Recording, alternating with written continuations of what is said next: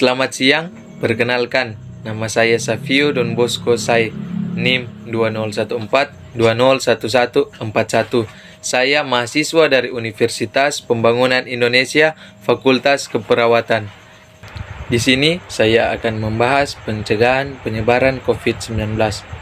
Untuk mencegah penyebaran COVID-19, maka dari itu penting untuk mengetahui cara yang paling tepat sebagai pencegahan dari COVID-19.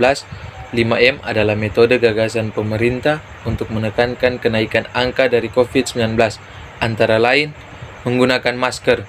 Cara pencegahan COVID-19 yang paling efektif untuk dilakukan adalah dengan menggunakan masker.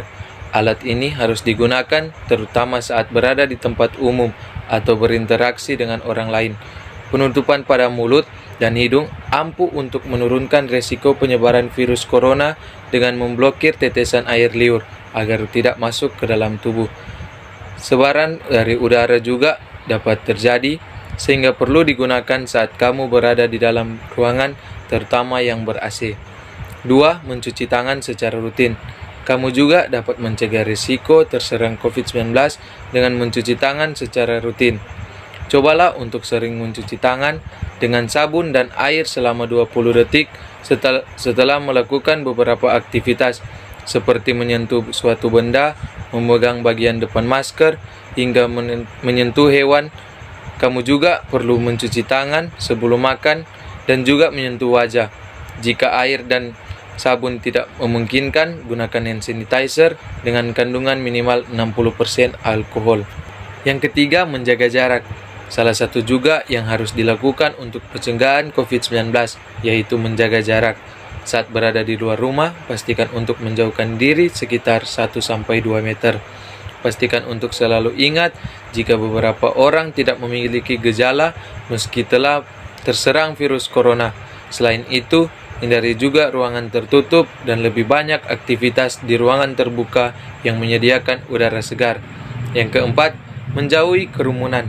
Saat berada di keramaian atau kerumunan, risiko untuk tertular COVID-19 menjadi lebih tinggi. Jika ingin melakukan interaksi dengan beberapa orang, pastikan berada di luar ruangan, menggunakan masker, dan tidak lebih dari 5 orang. Yang kelima, mengurangi mobilitas.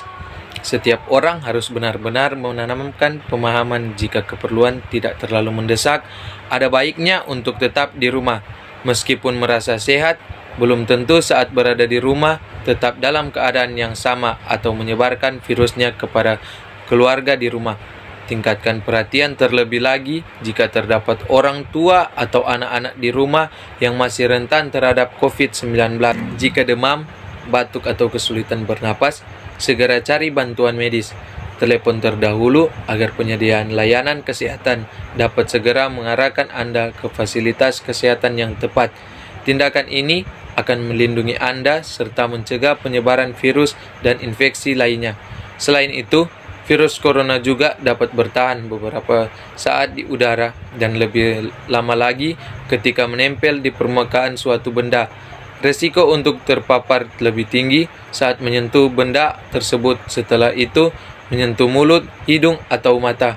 Untuk itu, marilah kita mematuhi protokol-protokol kesehatan yang sudah diberlakukan pemerintah agar supaya kita terhindar dari virus COVID-19 ini.